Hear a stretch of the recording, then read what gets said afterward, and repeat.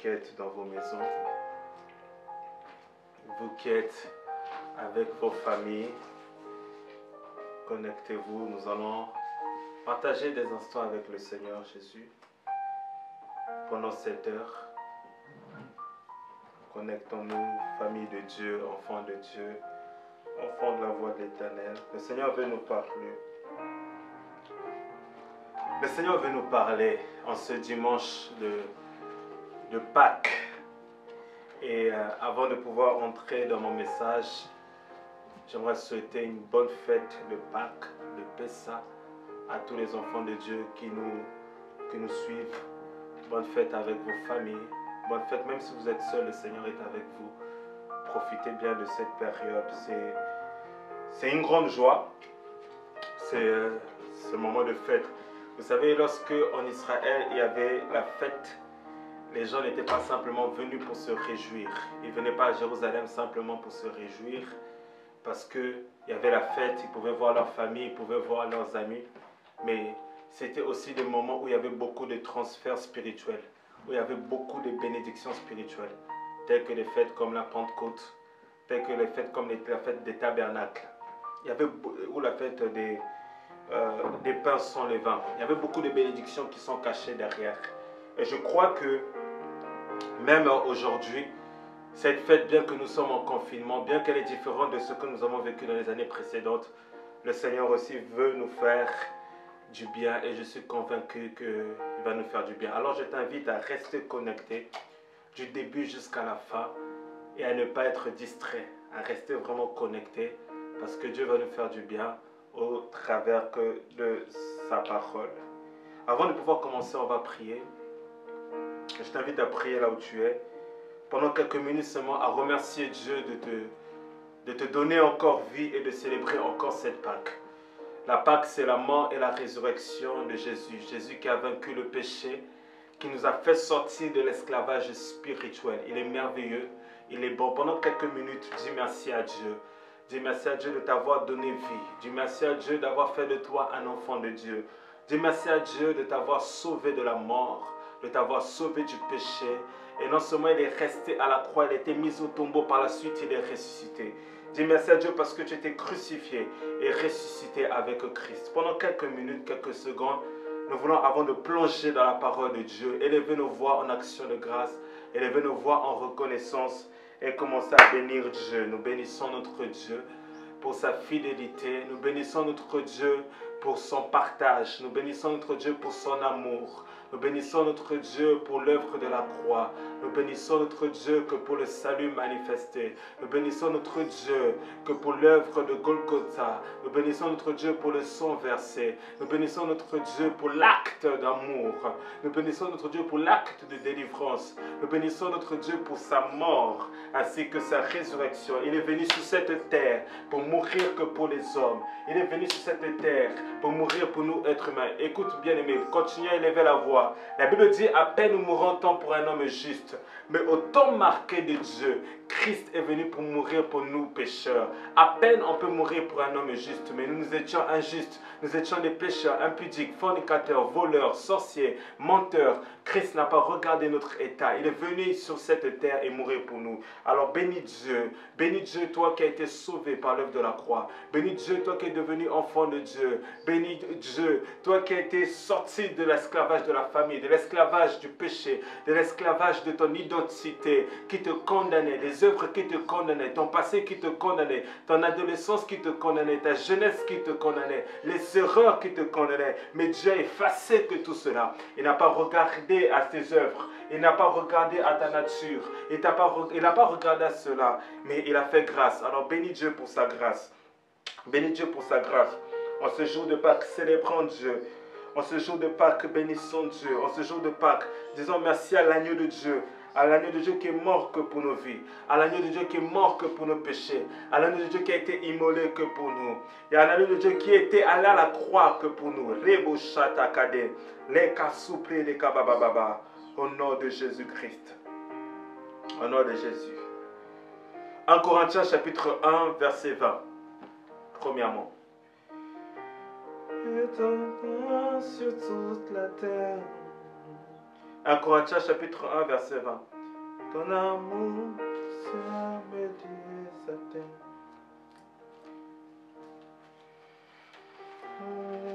présence et le ciel pour moi. Et beau châté, quel est beau châté, ta présence et le ciel pour moi. Et en même temps, le deuxième passage que nous allons lire, c'est Luc chapitre 1, verset 26. Luc chapitre 1, verset 26. Il y a 1 Corinthiens chapitre 1, verset 20. Luc chapitre 1, verset, à partir du verset 26. Notez là où vous êtes et restez connectés parce que Dieu va nous faire du bien. Et le ciel pour moi. Père, merci pour ces instants. Instruis-nous, bénis-nous, ouvre notre connaissance, notre compréhension et que ta grâce soit sur nous. Au nom de Jésus-Christ. Amen. Gloire à Dieu. Je veux parler de Christ ce matin. Et le thème de mon message, c'est Christ, sagesse et puissance de Dieu.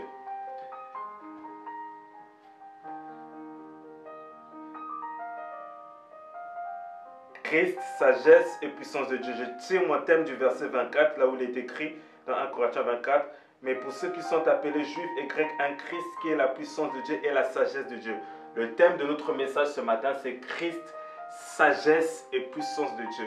Dans 1 Corinthiens chapitre 1, à partir du verset 20. Et gardez pas loin de vous, Luc chapitre 1, verset 26. Mais nous lisons d'abord 1 Corinthiens chapitre 1, à partir du verset 20. Mais je crois que je vais commencer au verset 18 pour que vous compreniez mieux ce que le Seigneur veut nous dire. 1 Corinthiens chapitre 1, verset 18. Lisons ensemble au nom de Jésus. En effet, la parole de la croix est folie pour ceux qui vont à leur perte. Je suis dans ma version Nouvelle Bible Second. Mais pour nous qui sommes sur la voie du salut, elle est la puissance que de Dieu. Vous allez voir dans ce texte, je ne suis pas encore dans mon explication. On est en train de parler de deux catégories de personnes. On parle de ceux qui vont à leur perte et on parle de ceux qui sont sur la voie du salut. On parle de deux catégories de personnes, ceux qui vont à leur perte et ceux qui sont sauvés, ceux qui sont sur la voie du salut. Il y a une chose, il s'agit de la croix, la prédication de la croix. Mais il y a deux personnes qui voient les choses de manière différente. Est-ce que vous me suivez? On est en train de parler de la prédication de la croix, mais on parle des hommes qui vont à leur perte, on parle des hommes qui sont sauvés. On parle d'une chose, mais on a là deux regards différents. Suivez très attentivement. Car il est écrit, je détruirai la sagesse des sages, j'anéantirai l'intelligence des intelligents. Où est le sage? Une question que l'apôtre Paul se pose. Où est le scribe? Où est le débatteur que de ce monde? Dieu n'a-t-il pas frappé de folie la sagesse du monde? En effet, puisque le monde, par la sagesse, n'a pas connu Dieu dans la sagesse de Dieu, c'est par la folie de la proclamation qu'il a plu à Dieu de sauver ceux qui croient.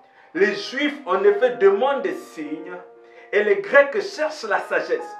Or, nous proclamons un Christ crucifié. Alléluia. Cause de chute pour les Juifs et folie pour les non-Juifs. Mais pour ceux qui sont appelés Juifs et Grecs, un Christ qui est la puissance de Dieu et la sagesse de Dieu. C'est notre thème. Un Christ qui est la puissance de Dieu et la sagesse de Dieu. Car la folie de Dieu est plus sage que les humains et la faiblesse, non qu'en Dieu qui a la faiblesse, mais ceux qui considèrent qu'en Dieu il y a la faiblesse de Dieu est plus forte que les humains. Courons dans Luc chapitre 1 au verset 26. Et j'entre dans mon message.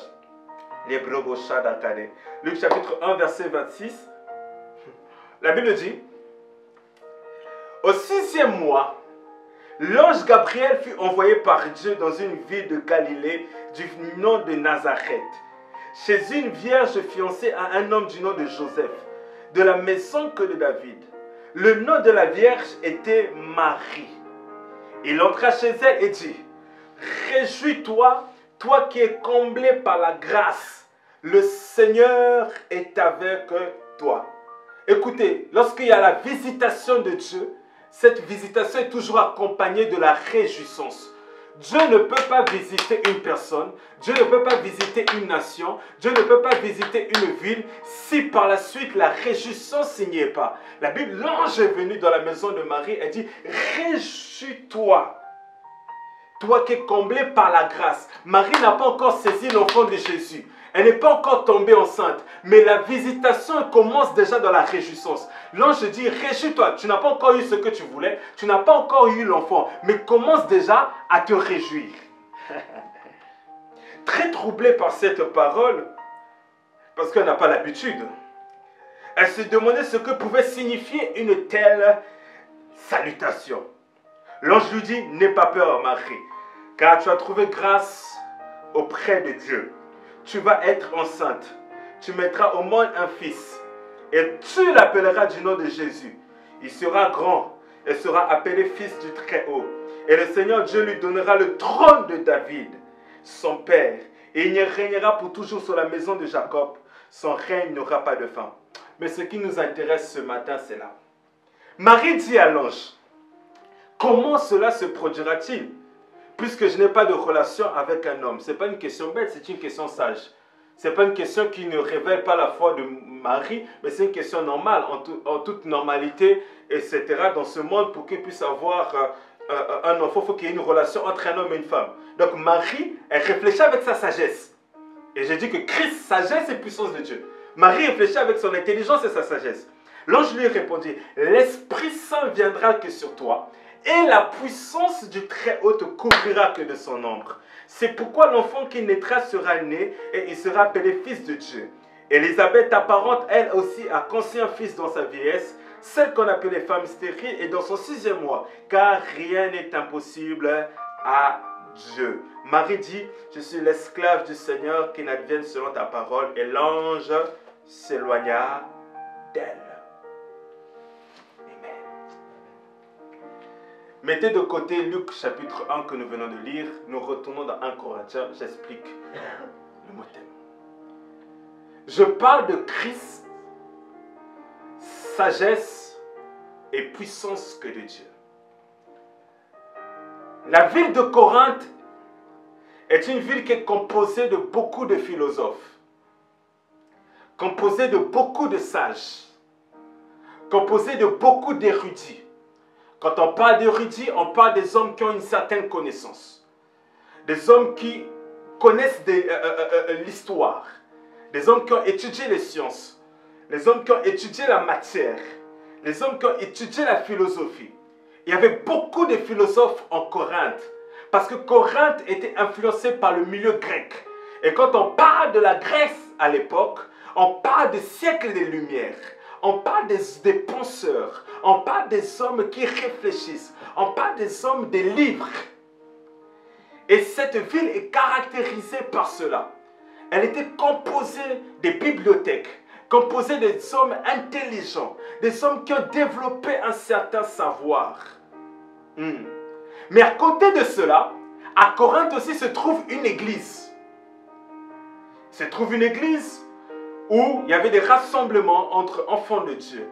Dans ces rassemblements-là, il y avait l'amour qui se manifestait. Il y avait les dons spirituels qui se manifestaient dans les réunions publiques. Et l'apôtre Paul est un des serviteurs dans ce ministère-là. Il y avait Paul, il y avait Pierre, il y avait d'autres personnages dans la parole de Dieu. Et il y avait même Apollos qui travaillait que dans ce ministère. Mais je vais parler de Paul. Suivez-moi très attentivement, je suis qu'à mon introduction. Paul, ce n'est pas n'importe qui. Paul, c'est un homme qui a étudié. Paul, c'est un homme qui est intelligent. Lorsqu'on va en profondeur, on étudie la vie de Paul, on se rend compte que Paul a eu à faire des études. Il a eu à être élevé dans la connaissance. Il a grandi dans la sagesse des anciens, dans la sagesse du judaïsme. Il connaissait la loi, mais lorsque vous lisez les écrits de Paul, vous vous rendez compte que aussi Paul connaît beaucoup de choses de la vie. Il connaît le droit, il connaît l'athlétisme, il connaît la justice. Parce que lorsque vous lisez les écrits de Paul, vous vous rendez compte de la connaissance que cet homme avait. Donc, il savait qu'il ne parlait pas à n'importe qui. Donc, d'un côté, nous avons des sages, des philosophes. D'un autre côté, nous avons un homme qui a une connaissance. Mais il n'a pas simplement une connaissance de la vie, mais il a aussi une connaissance de Christ. Et dans Actes chapitre 9, lorsque Saul, qui est le futur Paul, rencontre Jésus, la Bible déclare qu'il a été ébloui que par la lumière qu'il y avait sur le chemin de Damas. Écoutez-moi les amis, la lumière que tu rencontres avant d'avoir rencontré Christ n'est pas d'abord la véritable lumière. Quand tu rencontres que la véritable lumière qui est Christ, Christ éclairera les petites lumières qui sont en toi. Écoutez ceci. Lorsqu'on parle du tabernacle et que le sacrificateur devait entrer dans la cour, le parvis, il y avait le lieu saint, il y avait le lieu très saint. Vous allez remarquer que lorsque le sacrificateur offrait son sacrifice au niveau de l'autel, il était éclairé que par la lumière du jour, le soleil. Comme aujourd'hui, il est quelle heure? Il est 11h18, il y a le soleil à l'extérieur. Donc le sacrificateur, quand il y avait le soleil, il était éclairé que par la lumière du jour. Mais lorsqu'il rentrait dans le lieu saint, il était éclairé que par les bougies, les lampes qu'on était en train d'allumer. Parce qu'on ne pouvait pas faire le service, manger des pains de proposition, s'il n'y avait pas de lumière. Mais quand il rentrait dans le Saint des Saints, le sacrificateur, l'homme de Dieu, n'était pas éclairé que par la lumière du monde. N'était pas éclairé que par la lumière des bougies. Mais il était éclairé que par le chandelier. Il était éclairé que par Dieu lui-même. En fait, cela veut dire quoi? Plus on grandit dans notre connaissance, dans notre dimension, dans notre avancement avec Christ, à une dimension, c'est Christ lui-même qui vient nous éclairer. Il enlève la lumière du monde, il enlève la lumière des sciences, il enlève la lumière des livres, il enlève cette lumière-là et lui-même devient notre lumière. Paul, il avait de la lumière, mais par la suite, vu que Christ a commencé à habiter en lui, et Christ a développé une certaine lumière en lui. Est-ce qu'on peut me donner un mouchoir? Et Paul est en train d'écrire ceci. Il dit, la prédication de la croix est une folie pour ceux qui vont à leur perte. Quand on parle de... Suivez-moi très attentivement. Quand on parle de la prédication de la croix, on parle du message du salut. On parle du message que du royaume. Jésus-Christ qui est mort, crucifié. Et l'apôtre Paul est en train de dire, la prédication de la croix est une folie pour ceux qui sont en train de périr. Mais pour ceux qui sont sauvés, elle est la puissance de Dieu. Et au verset 20, il pose la question, où est le sage? Où est le scribe? Où est le débatteur de ce monde? Dieu n'a-t-il pas frappé de folie la sagesse que de ce monde? Écoutez ceci. À l'époque de Jésus, les Juifs étaient en train d'attendre un Messie qui va délivrer le peuple du pouvoir romain. Et lorsque le Messie est arrivé, ils ont vu que le Messie a été crucifié que sur la croix. Et lorsque Jésus a été crucifié que sur la croix, c'était une humiliation. Il était à moitié nu. Il a été déchiqueté. On l'a cloué sur le côté. Il y avait son sang qui était en train d'être versé. On s'est partagé ses vêtements. On l'a mis une couronne d'épines. Comment se fait-il que tu es le roi de Juda? Comment se fait que tu possèdes la royauté, mais tu puisses mourir comme tous les hommes? Et quand un sage écoute cela, il dit que c'est une folie. Dieu ne peut pas être tué que par les hommes. C'est le discours que vous écouterez chez les musulmans. C'est le discours que vous écouterez chez les païens. Si Jésus-Christ est Dieu, pourquoi Dieu a-t-il permis que Jésus-Christ soit mis à mort que par les païens? Mais l'apôtre Paul répond à cette question, il dit, la prédication de la croix, parce que la croix est une prédication. La prédication c'est quoi? C'est un message. Bien aimé, le message ce n'est pas simplement ce que nous disons. Le message c'est aussi notre vie. Parce que Jésus n'avait pas parlé à la croix, à part dire que tout est accompli. Mais le fait qu'il soit à la croix est un message pour l'humanité. Je répète, la prédication n'est pas forcément ce que nous disons. La prédication aussi, comment ça s'appelle? La position dans laquelle nous sommes sans avoir dit quelque chose. Alléluia. Et Jésus était crucifié à la croix. Et lorsqu'il était à la croix, les gens, ils étaient là. Il y avait écrit sur la croix, celui-ci a dit qu'il est le fils de Dieu. Il est le roi des Juifs. Les gens ils étaient en train de passer par là. il y avait des femmes, il y avait des jeunes, il y avait des gens à qui il a guéri, des gens à qui il a fait la multiplication. Tous étaient là et même son fils dans l'humiliation. Imaginez-vous un peu l'humiliation dans laquelle Jésus il était. Ses disciples qui l'ont abandonné, tout le monde l'a laissé. Et c'était quelque chose de compliqué. Mais l'apôtre Paul dit, cela est une folie pour ceux qui sont en train de se perdre. Mais elle est puissance de Dieu pour nous qui sommes sauvés. Et au verset 22, il dit, les Juifs en effet demandent les signes et tous les Grecs cherchent la sagesse. Or nous, nous proclamons un Christ crucifié, cause de chute pour les Juifs et folie pour les non-Juifs. Mais pour ceux qui sont appelés Juifs et Grecs, un Christ qui est la puissance de Dieu et la sagesse de Dieu. Écoutez ceci. Quand les hommes étaient en train de voir Christ sur la croix, ils ont dit c'est une folie. Ils ont dit mais Dieu ne peut pas faire cela. Ils ont dit que Dieu ne peut pas travailler comme cela. Ils ont dit ce n'est pas Dieu. Parce que si Dieu était fort et puissant, Dieu serait intervenu en ce moment-là. Bien aimé, quand Dieu n'intervient pas, cela ne veut pas dire qu'il n'est pas fort et puissant. Il sait à quel moment T, l'année T, le mois T, la seconde T, la minute T, l'instant T à laquelle il va intervenir. Le doute des hommes, l'incrédulité des hommes ne retire en aucun cas la puissance de Dieu. En aucun cas. Les gens disaient, Dieu ne peut pas faire cela. Dieu n'est pas dans cela. Et ils étaient en train de parler. Alors que Christ a été crucifié avec des prophéties. Il n'y avait pas simplement des prophéties pour sa vie. Il n'y avait pas simplement des prophéties pour sa mort. Mais il y avait aussi des prophéties pour sa résurrection. Les prophètes avaient annoncé des choses. Et je l'avais prêché dernièrement en parlant de la montagne de Sion. Les paroles glorieuses ont été dites sur Christ. Et ces paroles ne peuvent pas rester à terre sur la croix. La croix ne pouvait pas être la finalité de Christ. Non. Hey. Écoutez-moi. La croix était le puzzle de Dieu pour Christ. Le puzzle de Dieu pour donner un message à l'humanité. Mais l'humanité n'avait pas encore compris. Les sages étaient en train d'expliquer en temps normal. Vous savez, comment vous pouvez expliquer qu'un homme de 33 années puisse mourir à la croix? Vous dites qu'il est Dieu. On a vu son sang, on l'a vu naître, etc. On a vu sa mère, on l'a vu, etc. Et tout. On a vu ces choses-là. Comment vous pouvez expliquer cela? Bien aimé, Dieu ne s'explique pas. Dieu se vit. Dieu ne s'apprend pas. Non que nous ne devons pas étudier la Bible, si. Non que nous ne devons pas aller à les écoles bibliques, si. Mais il y a une dimension de la théorie et une dimension de la pratique. Dieu se vit.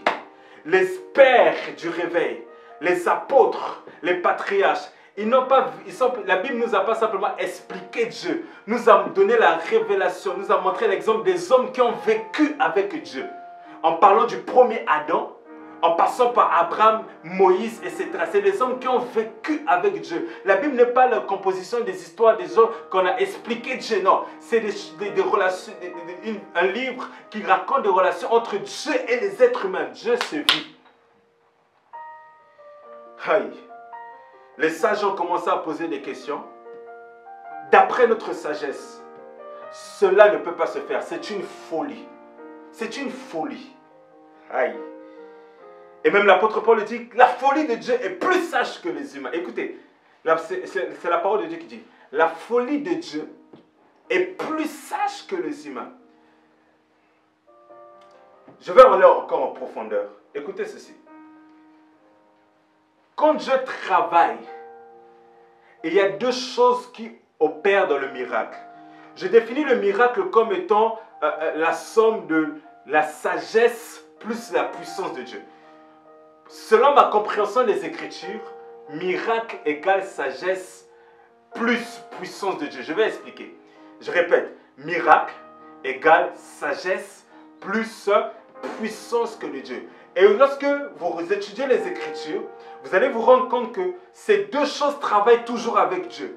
Lorsque Dieu veut travailler dans une nation, lorsque Dieu veut travailler dans une vie, lorsque Dieu veut travailler dans un peuple, il y a toujours sa sagesse qui travaille et sa puissance aussi travaille. Les deux vont de pair. La sagesse ne peut pas travailler sans la puissance. La puissance ne peut pas travailler sans la sagesse. Lorsque la sagesse vient, la puissance doit faire les choses. Je vais expliquer. La sagesse, c'est le moyen par lequel Dieu fait les choses. La puissance, je vais le définir simplement, c'est le pouvoir par lequel Dieu fait les choses. Tu peux avoir le moyen sans avoir le pouvoir. Je vais l'expliquer au cours de la société. Il y a des gens qui veulent changer les choses. Ils ont les moyens. Ils ont peut-être l'argent. Ils ont peut-être les relations. Mais ils n'ont pas le pouvoir de le faire. Ils n'ont pas l'autorité de le faire.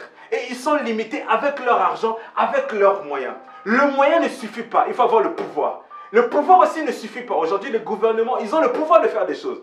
Mais s'ils n'ont pas les moyens d'argent, ils ne vont pas les développer des vaccins pour l'épidémie. Donc, dans la vie, quand Dieu veut faire quelque chose, il a non seulement les moyens, mais il a aussi le pouvoir. Je répète, quand Dieu veut faire quelque chose dans la vie d'un homme, il a non seulement le moyen, il a aussi le pouvoir. Le moyen et le pouvoir vont de pair. Quand Dieu veut faire quelque chose dans ta vie, il en a le moyen, mais il en a aussi le pouvoir. Lorsqu'il veut faire quelque chose dans la France, il en a le moyen, mais il a aussi le pouvoir. C'est ça qui fait de Dieu Dieu. Écoutez ceci. Les Grecs posent la question sur la sagesse. Les Juifs sont en train de chercher des signes. Parce que pour les Juifs, si Jésus est Messie, il faut qu'il nous le prouve en démontrant le pouvoir, la puissance. Les Grecs, si Jésus est Dieu, il faut qu'il le démontre par leur sagesse. Maintenant, la Bible dit, Dieu a frappé leur sagesse. Eux qui attendaient à expliquer des choses. Bien aimé, il y a des choses de Dieu, on ne peut pas les expliquer. Dieu reste Dieu. N'est-ce pas qu'il dit dans sa parole que mes voies sont insondables. Mes pensées ne sont pas vos pensées. Mes voies sont insondables. Mais dans le cas de Christ, qu'est-ce qui s'est passé? Lorsque Christ était à la croix, les gens étaient en train de dire c'est une folie. Mais pour Dieu, c'était le moyen de salut pour les hommes. La croix était la réponse au cri du péché de l'humanité. Les hommes ne le comprenaient pas. Ils ont dit c'est une folie. Mais ce qui est folie pour les hommes n'est pas folie pour Dieu. Bien aimé, Dieu est plus sage que la sagesse des hommes. Dieu est plus intelligent que les hommes. Même si la chose que nous sommes en train de voir, Dieu peut se servir de ce moyen pour faire éclater sa gloire. Même le confinement dans lequel nous sommes, Dieu peut utiliser ce moyen pour faire éclater sa gloire. C'est le moyen que Dieu utilise. Et les moyens sont à Dieu. J'ai l'habitude de le dire. À nous de la prière, à nous la foi, mais à Dieu l'exaucement et le moyen par lequel il va intervenir. Ils croyaient que le Messie allait descendre comme cela, manifester le pouvoir de Dieu comme cela. Non. Dieu a utilisé un moyen, c'est la croix. Un bois. Comment se fait-il que Dieu pendu dans un bois? Mais c'était le moyen par lequel Dieu a utilisé pour confondre la sagesse des sages.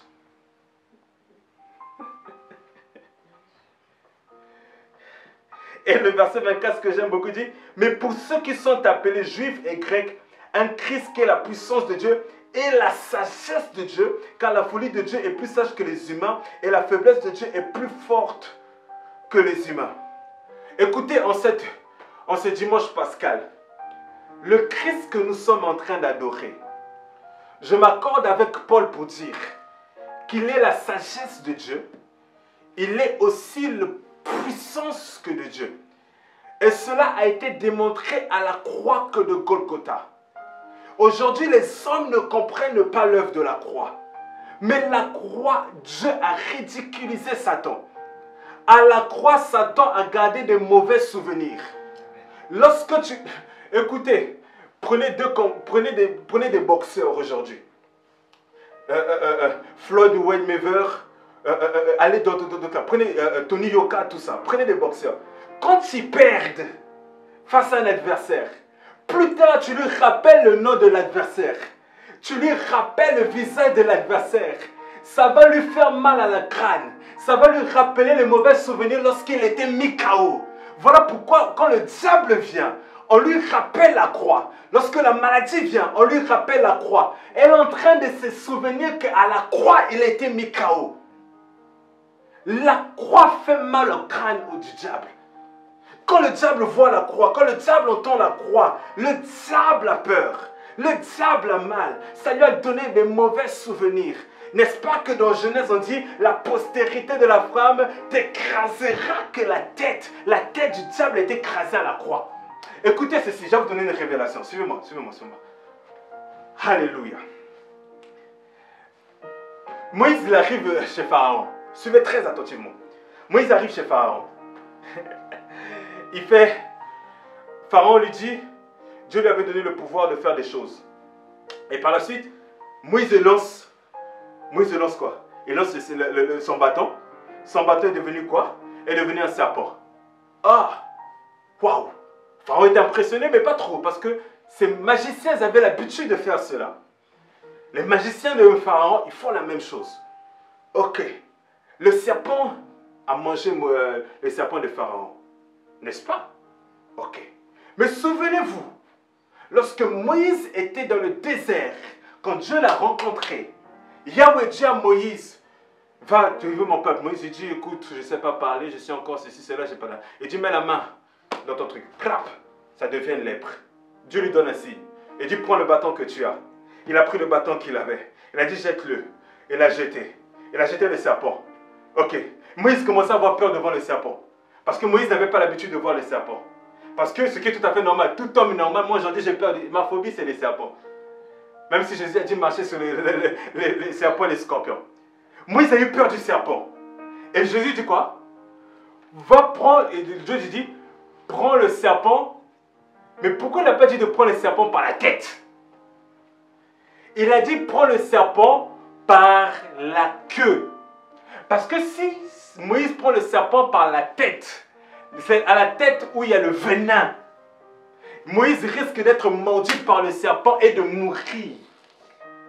Mais c'est Jésus qui est venu prendre le serpent que par la tête. Parce que la Genèse, la Bible dit, la postérité de la femme, qui est Jésus, t'écrasera que la tête, en parlant du serpent. Là où Moïse a pris le serpent que par la queue, Jésus est venu écraser la tête du serpent ancien qui est le diable. Afin que nous puissions prendre le serpent et par la tête et par la queue, afin que son venin ne nous tue pas. Voilà pourquoi Jésus dira que je vous ai donné le pouvoir. Parce que lui-même, il a écrasé la tête du serpent. Il dit, je vous ai donné le pouvoir de marcher sur les serpents, ainsi que les scorpions, ainsi que toute puissance de l'ennemi. Et rien ne pourra que vous nuire. Jésus a écrasé la tête du serpent. À la croix, les gens disaient que c'était folie de Dieu.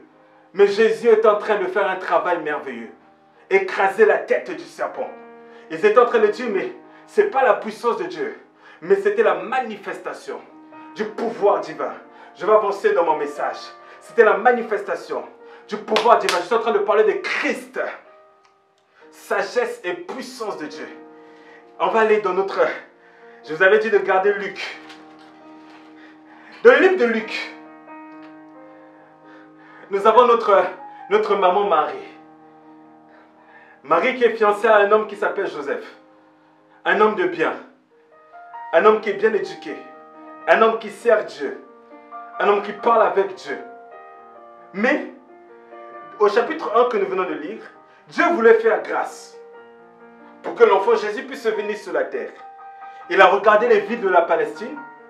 Il est allé jusqu'à Nazareth, en Galilée. Il y avait une vierge qui était là.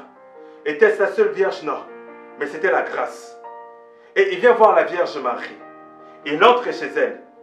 Il dit, réjouis-toi. Il la salue. Il dit, n'aie pas peur Marie, car tu as trouvé bien grâce auprès de Dieu.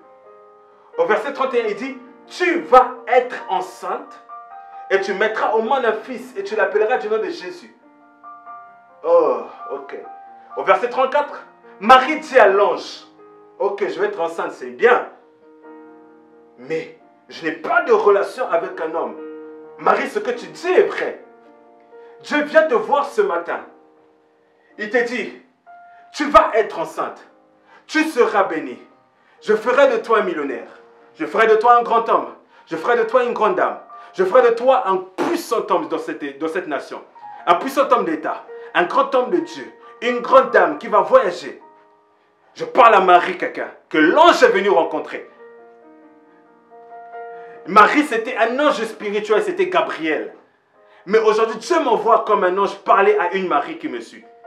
Je dis que tu tomberas enceinte. Je ne parle pas simplement de la grossesse physique. Je parle de porter une destinée, de porter quelque chose, de transporter quelque chose. Marie, toi qui m'écoutes, je dis que tu tomberas enceinte.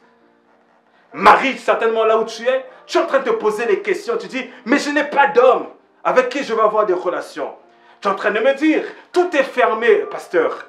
Comment je vais avoir le médecin que je suis en train de chercher? Comment je vais avoir l'argent que je suis en train de chercher? Les gens sont confinés chez eux. La personne qui avait l'habitude de me donner l'argent, elle est confinée. Elle n'a plus d'argent en ce moment. Comment je vais faire? Les entreprises sont fermées. Mais Marie, je suis en train de te dire, tu tomberas enceinte. Mais toi, tu es en train de me répondre, comment cela va-t-il se faire? Ce qui est tout à fait normal. Dieu te le pardonne et je te le pardonne. C'est la réponse de quelqu'un de normal. Lorsqu'on réfléchit avec notre sagesse. Mais j'aimerais dire, comme Paul a dit, la sagesse de Dieu est au-dessus de la folie des hommes. Marie, tu peux me dire comment les choses vont se faire? Je n'ai pas d'homme, je ne connais pas d'homme. Joseph est là, mais il n'y a pas de relation entre Joseph et moi. Comment l'enfant va-t-il venir? L'ange lui dit, écoutez ceci. Rabashadara. L'ange lui répondit, l'Esprit Saint viendra que sur toi, et la puissance du Très-Haut te couvrira que de son ombre. Je l'ai dit tout à l'heure, quand Dieu veut travailler, il travaille avec deux choses, sa puissance et sa sagesse. Et l'ange est en train de dire à Marie, pour répondre à ta question, tu me poses la question du comment. Donc cela veut dire, tu veux savoir à peu près où Dieu va passer. Ok, tu n'as pas de relation. Chose qui n'est jamais faite dans l'histoire de l'humanité. Tout individu qui est né sur la terre, même pour que le premier homme, le couple de Adam et Ève, ils ont eu des relations pour que Abel, Caïn et Seth puissent naître par la suite. Alors qu'ils étaient des premiers hommes sur la terre. Mais Dieu n'a jamais fait cela. Écoutez, il y a des choses que Dieu n'a jamais fait. C'est ça qui fait de Dieu Dieu. Nous n'avons pas encore tout vu de Dieu. Nous ne connaissons pas encore tout de Dieu. Marie dit, mais de temps normal, pour que nous puissions enfanter, il faut qu'il y ait relation. Comment cela se ferait-il? L'ange lui répondit, pour répondre à ton comment, le Saint-Esprit viendra que sur toi. C'était la réponse pour prouver que c'était la sagesse de Dieu qui allait travailler. Et il dit, et la puissance du Très-Haut te couvrira que de son ombre. Et il y a non seulement la sagesse de Dieu, mais il y a aussi la puissance de Dieu pour que l'enfant de Jésus puisse venir dans le ventre de Marie et puisse naître par la suite. Elle pose la question comment, Dieu lui donne la réponse. Il lui donne la réponse, il dit, le Saint-Esprit viendra que sur toi. Quand on parle du Saint-Esprit viendra sur toi, c'est la manière de dire que la sagesse de Dieu intervient. Écoutez, maman Ève, son premier Caïn a tué Abel. Et Caïn est maudit. Lisez le début du livre de Genèse. Caïn a tué Abel, Abel est mort. Caïn est maudit. Et maintenant, comment les descendants vont venir que par la suite? Yeah, j'aime la parole de Dieu. Écoutez, Abel le juste a été tué sur le champ. Caïn, Dieu l'a maudit. Donc la bénédiction que Dieu doit transmettre, il n'y a plus personne pour cela. Mais ce que j'aime avec Dieu, c'est que sa sagesse est toujours au-dessus. Dieu organise quelque chose, il orchestre quelque chose. La Bible dit par la suite que Adam connaît sexuellement sa femme. Et par la suite, Ève tombe enceinte et elle donne un fils à Adam et elle a du nom de Seth. Seth qui signifie Dieu m'a remplacé. Je vais lire pour vous. Vous allez comprendre mieux. Alléluia.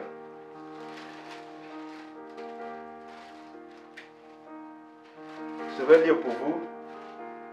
Nous sommes dans Genèse.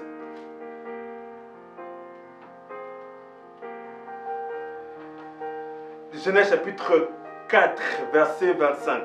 La Bible dit, l'homme Adam eut encore des relations avec sa femme. Elle mit au monde un fils et l'appela du nom de Seth, qui signifie remplacer, attribuer. Car dit-elle, Dieu m'a attribué une autre descendance capable de remplacer Abel qui est mort. Dieu est capable de remplacer Caïn qui a été maudit. Parce que Seth était tout simplement le remplacement de Dieu afin que l'histoire de l'humanité et du salut puisse se continuer. Ça, c'est la sagesse de Dieu. Moïse arrive devant la mer Rouge. Jamais vu une mer qui se sépare. Il n'a jamais vécu une telle expérience dans son histoire. Dieu dit, ah, quel tour je vais faire encore à Moïse. Ah, qu'est-ce que je vais faire à ce peuple-là? La sagesse de Dieu intervient. Les scientifiques ne pouvaient pas expliquer. Oui, ils ont déjà vécu l'inondation à l'époque de Noé. Mais on n'a jamais vu les eaux se séparer. Dieu a dit, ok, je vais faire quelque chose d'inédit, de jamais vu. Il fait quoi? Moïse, prend ton bâton. La sagesse de Dieu fait quoi? Il ouvre un passage au milieu de la mer. Et sa puissance intervient en ce moment. La sagesse, il a réfléchi, qu'est-ce que je vais faire? Il a ouvert. Et la puissance a intervenu, on a vu le peuple. Parce que les eaux commençaient à se maintenir d'un côté et d'un autre côté. Scientifiquement, c'est impossible. Il fallait que la puissance puisse intervenir. Et le peuple est en train de passer.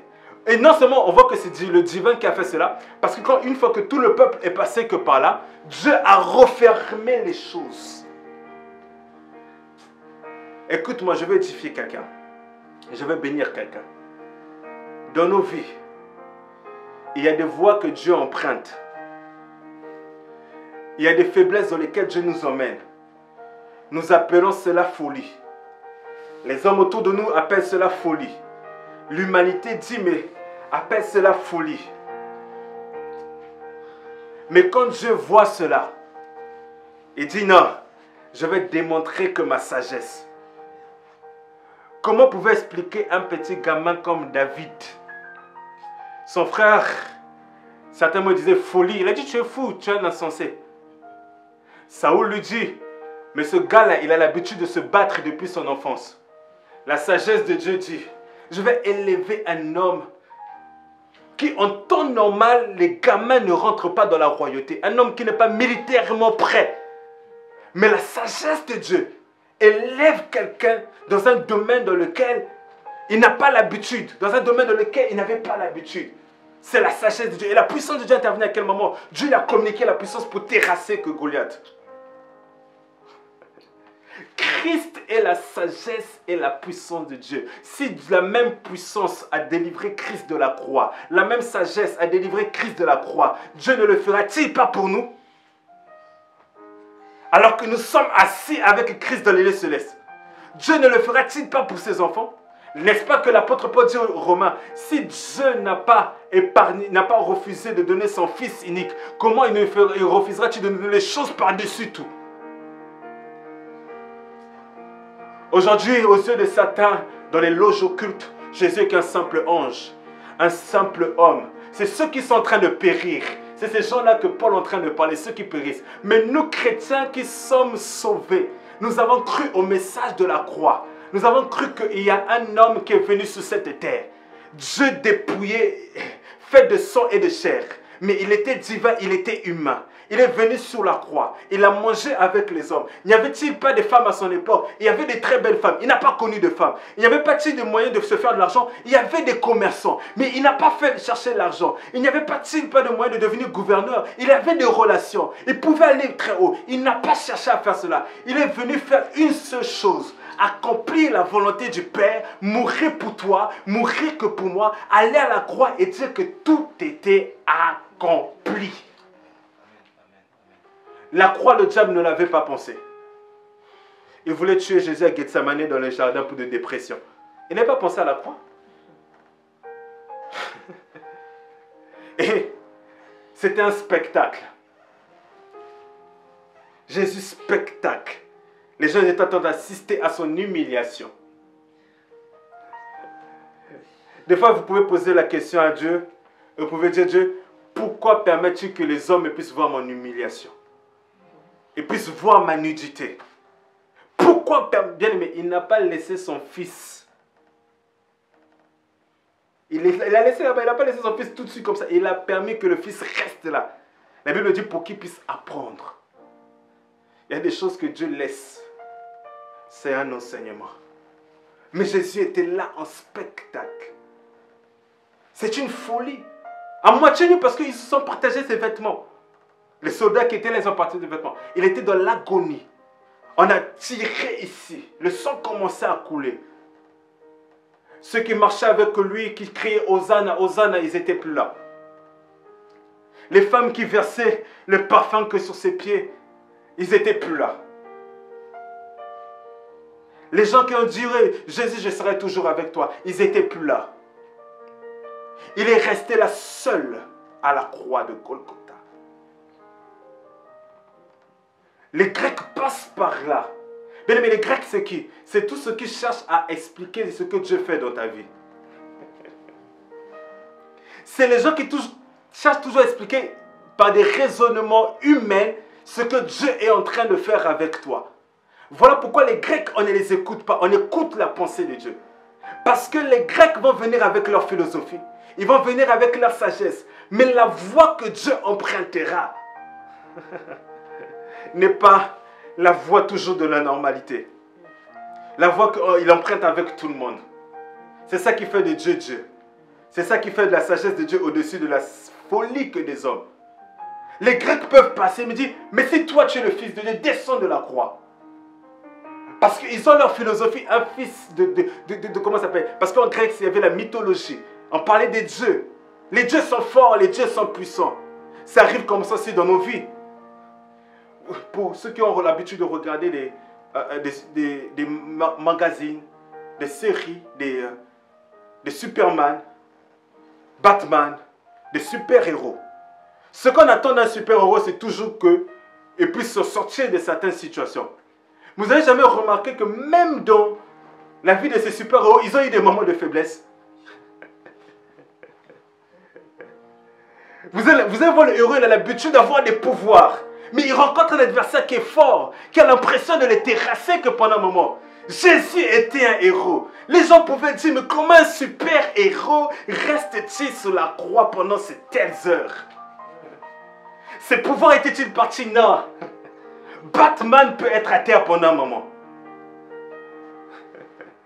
Thanos peut, pour ceux qui ont l'habitude de regarder ces films-là, un grand adversaire peut massacrer les Avengers pendant un moment. Mais ça reste des Avengers. C'était une folie. Comment un super-héros, comment quelqu'un qui a le sang divin, comment un enfant de Dieu, on peut-il permettre ces choses-là? C'est une folie. Les gens ne comprennent pas. Les gens cherchent des explications. Ne donnez pas explication à tout. Ne cherchez pas explication à tout. Il y a des choses, c'est la sagesse de Dieu qui est en train de travailler. La sagesse de Dieu travaille indépendamment du diable. J'ai l'habitude de dire, le diable est même dans le puzzle de Dieu. Quand Dieu a envoyé Jésus dans le désert, il y avait le diable. Dieu ne savait-il pas? Il le savait, mais le diable était là. Il est le puzzle de Dieu. La sagesse de Dieu. Le diable dit, on va jeter Moïse. On va jeter tous les enfants mâles dans le Nil. Mais la sagesse de Dieu transforme la situation. Il emmène, comment on pouvait expliquer que l'enfant Moïse qui était mis dans cette pièce, comme de par hasard, il arrive au moment où la fille de Pharaon est en train de se baigner. Alors que le Nil est grand. Le Nil, il y a des crocodiles. Dans les esprits des eaux. Mais la sagesse de Dieu intervient même dans le désespoir. La mère de Moïse, dans le désespoir, a jeté l'enfant. Mais dans son pourquoi Dieu n'avait-il pas intervenu avant? Mais il a laissé que Moïse puisse aller dans les eaux. Et sa sagesse est venue intervenir. Un super-héros peut être dans les moments de faiblesse. Mais ça reste un super-héros. Batman, on peut avoir semblé, il a l'impression en train de le tomber. Mais il va se relever. Et Jésus, en étant en avoir l'impression que c'était fini. C'était fini. Il est resté là à la croix. Première heure, deuxième heure, troisième heure, les gens passaient. Et plus les gens continuaient à passer, plus les gens ne s'intéressaient plus. Il y avait 3 hommes qui étaient crucifiés. On ne s'intéressait plus à lui. Mais c'était la sagesse de Dieu. C'était la puissance de Dieu. pour que les hommes puissent être sauvés, pour que les hommes puissent être pardonnés. Marie se posait la question comment les choses vont se faire. L'ange lui a dit, t'inquiète pas, le Saint-Esprit viendra sur toi et la puissance de Dieu te couvrira que de son nom. Quelques versets en dessous, on dit ceci, que l'ange s'éloigna de Marie. Mais quelque temps après, malgré que l'ange s'éloignait, Marie tomba enceinte. Parce que Dieu avait libéré que sa parole. Sa sagesse a intervenu et son pouvoir a intervenu. Jésus reste à la croix pendant quelques heures. Et pendant quelques heures, suivez-moi très attentivement, je vais bientôt chuter. Pendant quelques heures que Jésus reste à la croix, je parle de Christ crucifié. Sagesse et fidélité de Dieu. Suivez-moi très attentivement. Alléluia. Et lorsqu'il est resté plusieurs heures à la croix, la Bible dit, il y avait beaucoup de choses qui se passaient au milieu du peuple. Il y avait tumulte. Parce que Jésus n'était pas n'importe quel personnage.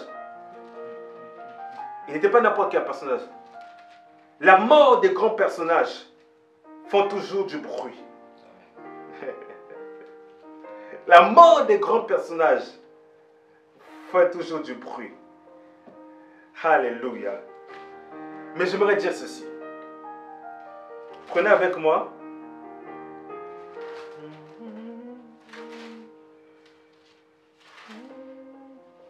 Suivez-moi très attentivement.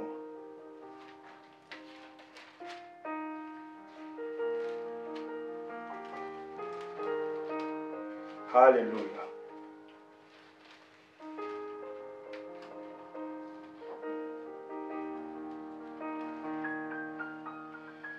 Un Corinthiens toujours.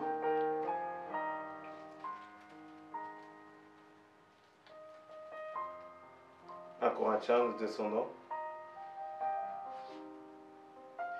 1 Corinthiens chapitre 1 toujours au verset 18.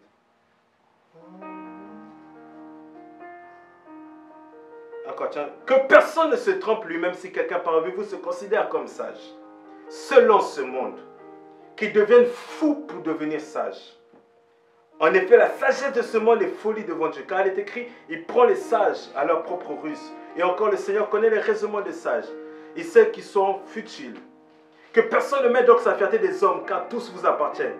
Soit Paul, soit Apollo, soit Céphas. En fait, le texte qui nous intéresse, ce verset qui nous intéresse, c'est que personne ne se trompe lui-même si quelqu'un parmi vous se considère comme sage selon ce monde, qu'il devienne fou pour devenir sage. Selon ce monde, il est impossible de croire au message de l'évangile. Parce qu'on ne peut pas expliquer comment Dieu est mort à la croix. Mais la parole est en train de dire que si quelqu'un, je le dis clairement, si quelqu'un veut devenir sage selon ce monde, qu'il devienne fou devant de Dieu. Voilà pourquoi je profite aussi de ces instants pour que toi qui ne crois pas au message de Christ, qu'à l'heure actuelle que je suis en train de parler devant toi, que tu puisses donner ta vie à Jésus, croire au message de la croix. Mais je veux rebondir à ce que je suis en train de dire. Jésus était à la croix. Jésus était à la croix. Il était à la croix. Les deux autres humains qui étaient aux côtés de lui sont morts. Ils n'avaient pas de famille peut-être, qui étaient aussi en train d'assister à ces choses-là. Mais la sagesse de Dieu ne s'est pas limitée là. Et les disciples de Jésus et les gens aux alentours, ils avaient l'impression que Dieu avait menti. Parce que le Christ, le Sauveur, est mort. La Pâque n'est pas simplement la mort. Parce que voilà pourquoi aujourd'hui je ne parle pas simplement de la mort. Ils ont dit Jésus est mort. Il y avait plusieurs morts ce jour-là. Il y avait un esprit de mort qui rôdait dans la ville. Ah, par la suite, lorsqu'il a été brisé, la Bible dit, ils sont partis le mettre maintenant au tombeau. Ils ont gardé son sépulcre. Parce qu'ils savaient tout de même qu'il avait dit de son vivant, détruisez ce corps. Ce temple, en parlant de son corps, et je le rebâtirai en 3 jours. Et la Bible dira quelque part même, après sa résurrection, les disciples comprirent qu'il était en train de parler de son corps. Bien aimé, les choses, quand Dieu travaille dans sa sagesse, les gens ne comprennent pas tout de suite. La sagesse donne raison souvent dans l'avenir. Quand Dieu emprunte une voie avec quelqu'un, tout de suite on ne le comprend pas. Quand Dieu donne des déclarations aujourd'hui, tout de suite on ne le comprend pas. Mais par la suite, demain, explique souvent aujourd'hui. Il était au tombeau. Et parce qu'il était au tombeau, on commençait à surveiller son corps. Il y avait du tumulte dans la ville. Les disciples se sont écartés. Il y en a qui parlaient. Oh, c'est Jésus-là. C'est Jésus-là. Si cet homme était de Dieu, pourquoi Dieu l'a-t-il laissé mourir comme ça? C'est une folie, ça ne peut pas être Dieu.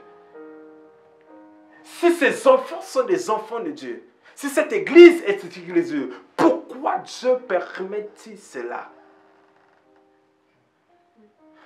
J'ai aimé un homme a dit un jour, Dieu peut vous emmener au sud en passant par l'est, sans prendre une ligne droite. C'est ce qui s'est passé. Moïse, Dieu voulait faire sortir le peuple de Dieu de l'Égypte pour Canaan. Il n'a pas pris le chemin le plus court. Il a pris un chemin qui est long. C'est la sagesse de Dieu. On ne le comprend pas. Avec Dieu, ce n'est pas toujours des chemins rectilignes. Il peut t'emmener à droite en passant d'abord en bas, en passant par la gauche, en allant au-dessus et allant par la suite par la droite. Jésus se retrouve au tombeau. Et lorsqu'il se retrouve au tombeau, son corps est décomposé. Il a été enroulé, enterré à la culture des Juifs. Parce que les Juifs enterrent différemment que les autres. Chaque pays, chaque nation, chaque ethnie, ils ont leur culture. En termes de mariage, en termes de naissance, en termes des enterrements aussi. Parce que Jésus a vécu à la loi à l'époque des Juifs. Et lorsqu'il était enterré, que s'est-il passé? N'est-ce pas qu'il avait donné le pouvoir à ses disciples d'aller chasser les démons, etc. Mais aucun des disciples n'avait le pouvoir d'aller prier pour Jésus et d'emmener Jésus à la mort, à la vie. Ils ont vu Jésus ressusciter l'enfant de la veuve de Naïn. Ils ont vu Jésus ressusciter Lazare, la fille de Jairus. Mais en aucun cas, ils se sont dit, si lui, il était capable de faire cela, Dieu ne l'abandonnera pas que dans le tombeau. Le premier jour, les disciples se rassemblent. Il y a encore la nouvelle, Jésus n'est pas ressuscité. Le deuxième jour, Jésus n'est pas ressuscité. Et dans la nuit du deuxième et troisième jour, que s'est-il passé? Le Saint-Esprit est venu dans la tombe avant tout le monde, avant que les femmes puissent venir. Écoutez, le surnaturel de la vie d'un homme commence toujours dans le privé avant que les autres puissent le constater. L'Esprit est venu d'abord travailler dans le secret, dans le corps de Jésus, avant que la première personne puisse venir constater que Jésus est ressuscité. Les premières personnes qui constateront de grandes choses dans ta vie, c'est d'abord toi-même. Parce que Dieu le fera avec toi d'abord dans le privé. Le Saint-Esprit descend dans la tombe. Il y avait d'abord l'odeur de la mort. La tombe, les gens étaient venus pour enterrer. Ah, le Saint-Esprit est venu là. Et lorsque le Saint-Esprit est venu, le contact. Bien aimé, quand vous prenez une télécommande, prenez une télécommande. Quand vous prenez des piles, que vous mettez dans la télécommande, les plus, il faut les mettre avec les plus, n'est-ce pas? Les moins, il faut les mettre avec les moins. Deux éléments différents ne peuvent pas combiner ensemble. Il y en a toujours un qui va prendre le dessus sur l'autre. Et là, dans le tombeau, il y a deux éléments différents qui sont dans le même endroit. Et il y en a un qui doit prendre le dessus sur l'autre. N'est-ce pas? Et nous avons d'un côté le corps, le cadavre de Jésus qui représente la mort. Et de l'autre côté, nous avons le Saint-Esprit qui est l'esprit de vie. Nous avons d'un côté la mort et nous avons d'un côté la vie. Et il y a une guerre entre la mort et il y a une guerre entre la mort et la vie. Il y en a un qui doit être en dessous et il y en a un qui doit être au-dessus. Il y en a un qui doit être vaincu. Il y en a un d'autre qui sont sortis victorieux. Donc soit la mort va vaincre, soit la vie va vaincre. Et le cadavre de Jésus est là. Parce que j'ai dit, deux choses qui sont différentes ne peuvent pas rester ensemble. Et lorsque le Saint-Esprit est venu, il a rencontré la mort. Il a senti l'odeur de la mort, vivant que de la tombe. La vie a vaincu la mort. L'Esprit a vaincu de la mort. Et Jésus est sorti victorieux que de la mort. Dieu a démontré sa sagesse à la croix. Il ne s'est pas limité à la croix. Il est allé au tombeau. Il ne s'est pas limité au tombeau. Parce qu'il y a eu des gens qui sont morts. Élisée, lorsqu'il était mort, son corps a ramené à la vie des morts. Mais nous n'avons jamais vu depuis l'histoire de la terre, depuis que la terre est terre, depuis que Adam est sur la terre, nous n'avons jamais vu quelqu'un que nous avons enterré, qu'il est ressuscité le troisième jour et jusqu'à aujourd'hui, il continue à vivre. Nous ne l'avons jamais vu. C'est ça la bonne nouvelle que les apôtres sont allés prêcher. Nous ne prêchons pas un Christ qui est simplement mort. Nous prêchons un Christ qui est mort et ressuscité. Lorsque, par la suite, qu'il est ressuscité d'entre les morts, il s'est présenté devant ses disciples. Il était vivant. La Bible dit qu'il s'est présenté même devant les 120 avant qu'ils puissent monter à la montagne Olivier, avant qu'ils puissent partir. Et écoutez ceci. Lorsque Jean le voit sur l'île de Patmos, dans Apocalypse chapitre 1, Jean a la vision. Il voit Jésus dans la vision en tant que souverain sacrificateur avec les vêtements. Jean, la Bible déclare, lorsqu'il voit Jésus, il voit Jésus, il était comme mort. Il voit Jésus et la réaction de Jean, c'était quoi? Il était comme mort. Il était venu se prosterner devant Jésus. Dans Apocalypse chapitre 22, vous allez lire vers la fin d'Apocalypse. Il voit l'ange parce que c'est l'Apocalypse, c'est Jésus, Dieu qui a donné la révélation à Jésus. Jésus a envoyé un ange pour aller montrer à Jean. Et lorsque Jean voit la vision, il voit l'ange. Il voit l'ange, il était beau, l'ange était agréable. La Bible dit, il voulait se prosterner devant l'ange. L'ange dit, non.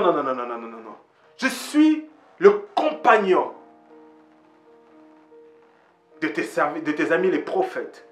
Il lui dit, adore Dieu. Adore Dieu. Cela veut dire quoi? Cela veut dire que l'ange a refusé l'adoration. Pour que Jean, un homme très spirituel, puisse se prosterner devant l'ange, c'est que l'ange avait des choses qui pouvaient lui faire confondre de la personne de Jésus. Parce que l'ange avait une certaine représentation, il avait une certaine gloire. Mais l'ange a refusé l'adoration. Il a dit adore Dieu. Mais dans Apocalypse chapitre 1, lorsque Jean arrive vers Jésus, la Bible dit, il tomba comme mort devant Jésus. Jésus dit, je suis le vivant. J'étais mort, j'étais ressuscité. Jésus ne lui a pas dit, ne te prosterne pas devant moi. Jésus ne lui a pas dit, adore Dieu. Parce que lui-même était Dieu. Il a accepté l'adoration à ce moment-là. Et ce matin, c'est celui-là que nous voulons adorer. L'ange a refusé l'adoration. Et nous n'adorons pas les anges. Nous n'adorons pas Marie. Nous n'adorons pas les hommes. Nous adorons le Christ qui a été mis à mort, crucifié, mis à mort sur le tombeau et ressuscité. Et je vais dire à quelqu'un qui me suit, la même puissance, la même sagesse qui est intervenue dans la vie de Christ, c'est ce qui intervient que dans nos vies. Écoutez mon ami, la sagesse de Dieu, c'est ce qui te prendra pour t'emmener d'un point A vers un point B. C'est ce qui te prendra. Tu ne comprendras pas les choses, mais c'est ce qui te prendra pour t'emmener là où Dieu veut. Et sa sagesse intervient avec sa puissance. Tu es peut-être comme Marie. Comment les choses se feront? L'ange dit, laisse Dieu le moyen de t'emmener là où il veut t'emmener. Et la puissance intervenir. Christ, sagesse et puissance de Dieu. Christ, sagesse et puissance de Dieu. Ce qui est folie pour les hommes, Dieu n'est pas surpris. Dieu n'est pas impressionné. Il sait pourquoi il passe par là. Il sait pourquoi il le fait. Fais-lui confiance. Faisons-lui confiance même après ce confinement. Nous sommes en train de nous poser des questions. Économiquement, comment les choses seront? Politiquement, comment les choses seront? Au niveau de nos églises, quelles décisions seront prises? Faisons confiance à Dieu. Faisons confiance à Dieu. Bien aimé, Dieu peut par sa sagesse permettre cela pour nous réveiller, pour nous relever, pour nous restaurer.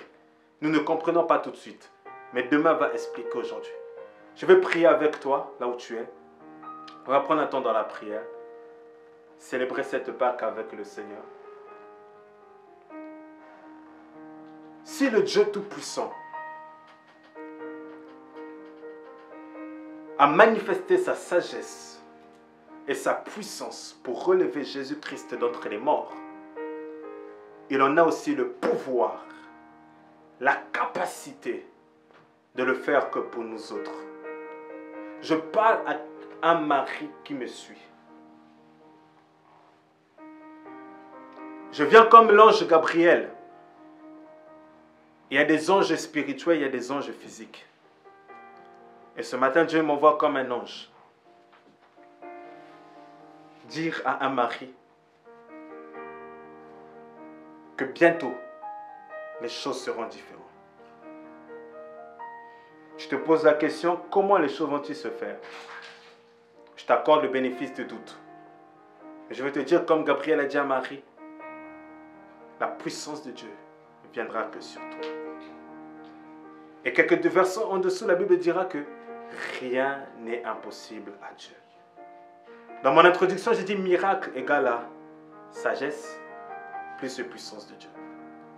Quand on parle d'un miracle quelque part, on dit sagesse plus puissance de Dieu. Comment on pouvait expliquer que pendant plusieurs années dans le désert, ils pouvaient manger un seul aliment et qui venait du ciel, si ce n'est pas la sagesse de Dieu, si ce n'est pas la puissance de Dieu? Aujourd'hui, je peux avoir la sagesse, le moyen de faire des choses. Je n'ai pas le pouvoir, je n'ai pas la puissance.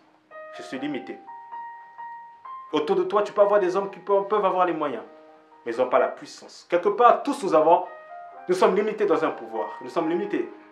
Un père de famille peut être limité dans son pouvoir parce que son pouvoir est réglementé que par la loi. Un député peut être réglementé, limité dans son pouvoir. Parce que par la suite, il y a des sénateurs.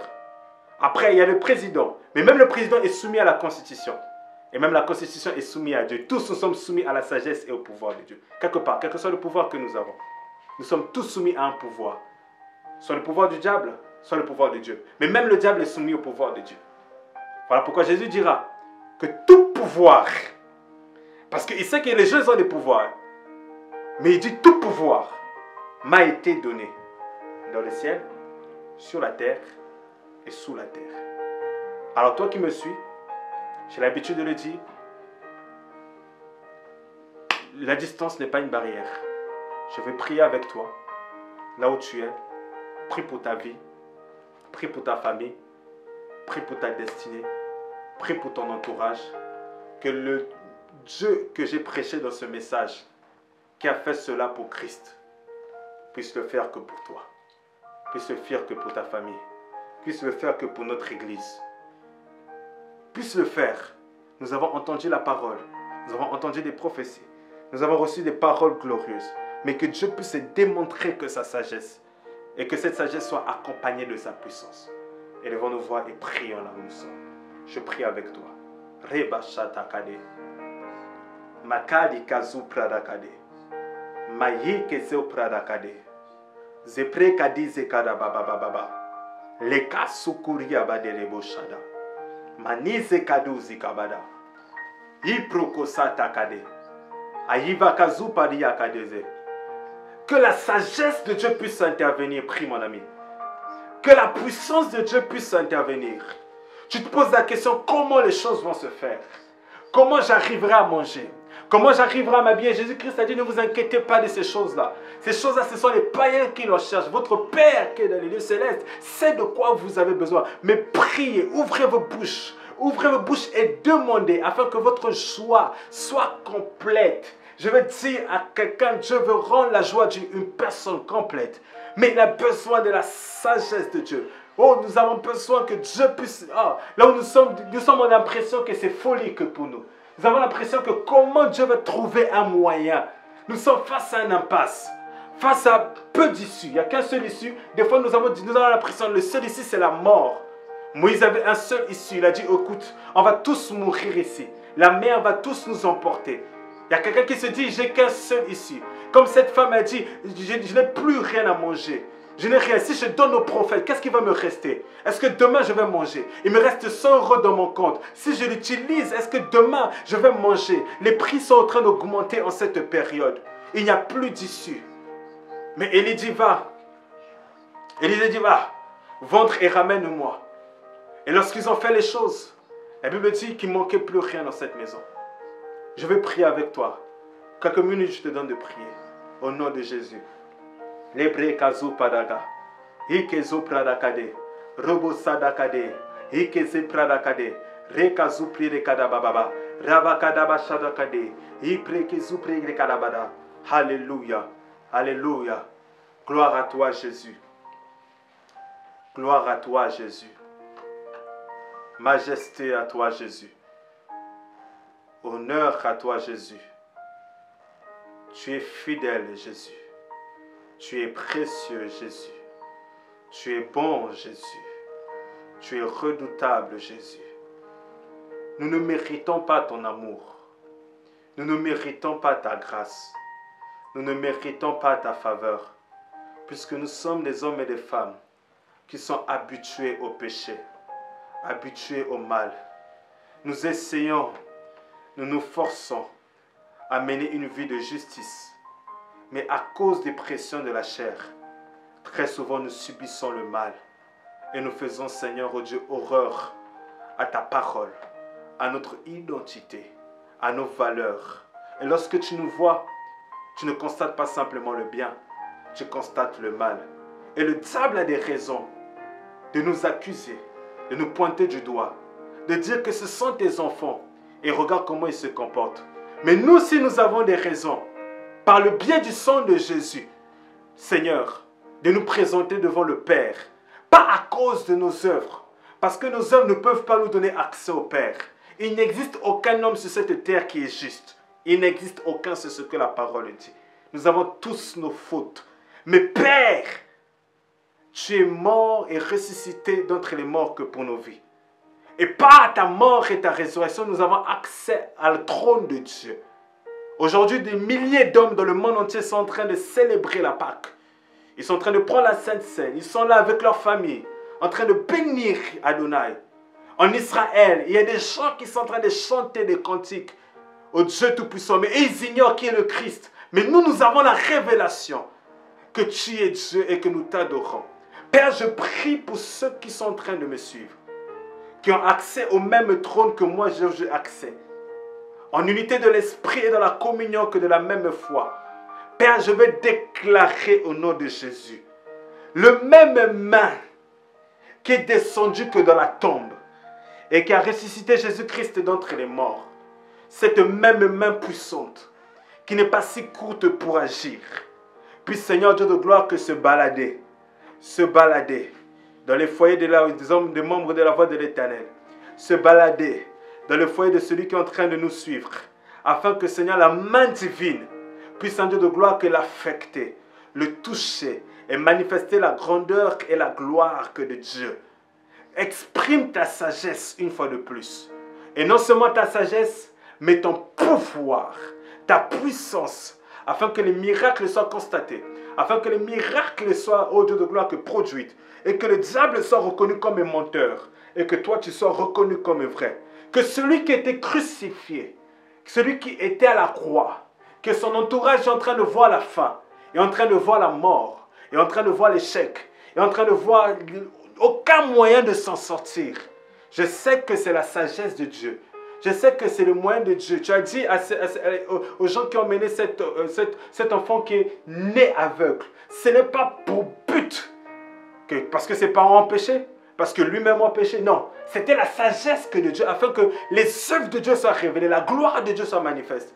Père, nos péchés tu as pardonné. Mais maintenant, il est temps que tu nous révèles ta sagesse, tes œuvres et ta gloire.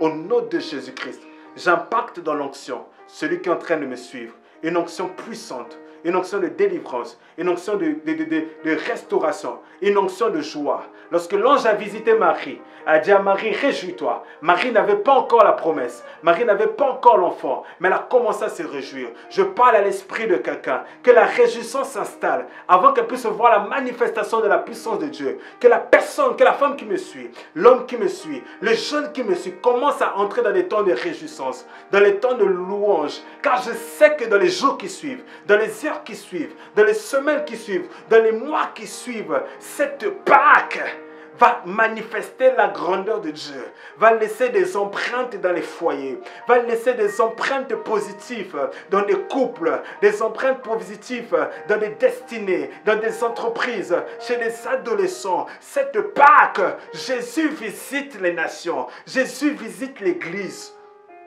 Nous sommes en avril. Père, nous savons que tu es Dieu. Réjouis le cœur de quelqu'un. Réjouis le cœur de quelqu'un. Donne gloire à ton nom. Donne la louange à ton nom. Que l'on sache comme Élie a prié que tu es Dieu et que je suis ton serviteur. Christ, sagesse et puissance de Dieu pour nous aujourd'hui. Mais Seigneur Dieu, pour nos vies aussi, que le même Dieu puisse le faire. Je prie en même temps cette Pâques, parce que nous sommes en train de constater qu'il y a des milliers de morts. L'ange de la mort est en train de traverser, Seigneur, les nations. Visiter plusieurs foyers, mais je maudis les œuvres de l'ange de la mort. Que cette Pâques soit symbolisée par le renforcement angélique. Angélique. Je dis le renforcement angélique. Que du ciel, plusieurs anges se détachent pour secourir les enfants de Dieu.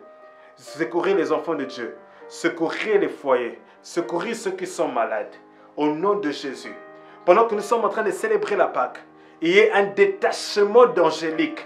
Des anges puissent quitter le ciel, puissent quitter l'atmosphère, puissent se positionner dans les voitures des enfants de Dieu. Lorsqu'ils vont au boulot, ils vont peut-être respirer l'air, mais que cela ne les tue pas. Ils puissent, oh Dieu de gloire, accompagner ceux qui vont, Saint Dieu de gloire, rester dans leur maison. Au nom de Jésus-Christ.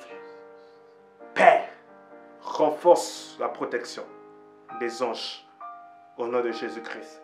Bénis ce dimanche, bénis nos familles, bénis cette semaine qui va commencer. Des surprises, des témoignages, des grâces. Au nom de Jésus-Christ. Gloire à ton nom, Jésus. Bonne fête à tout le monde. Que Dieu vous bénisse.